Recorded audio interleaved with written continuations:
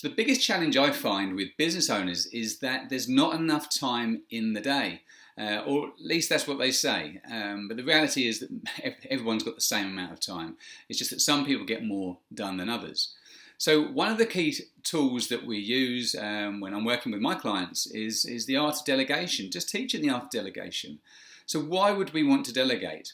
Well, it frees up more time, gives the business owner more personal time, makes them more effective and focus on the things that they need to focus on. Improves the productivity, if you like, improves the productivity of them and the people that work for them. It teaches your team to accept responsibility and to become more valued. So where do we start? Well, first of all, look at the tasks that you're doing. What are the tasks that you do most often, and what do you really need to be doing? And look at that task and ask yourself the question, what is the worst that could possibly happen if I delegated that task? Now, if you can live with the worst that could possibly happen, then go ahead and delegate it. Also, what you want to be thinking about is what's the cost of not delegating, because think about the time and the cost per hour that you should be paid and versus the cost of paying somebody else or maybe even outsourcing it. So once we've agreed that we're going to delegate some tasks, what do? How do we start? Well, first of all, we want some clearly defined procedures and policies in place so that the person we're delegating to has got those to follow and got the confidence to know exactly what they should and shouldn't be doing.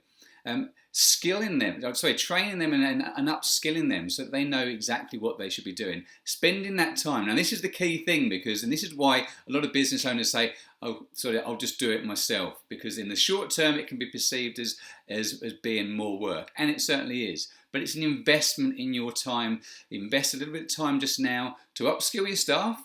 They're going to be in better shape because you've upskilled them, given them more responsibility, and freed up a lot more time for you in the long run. Now, give them responsibility to take the action that they need to take, the authority as well, to do what you're asking them to do.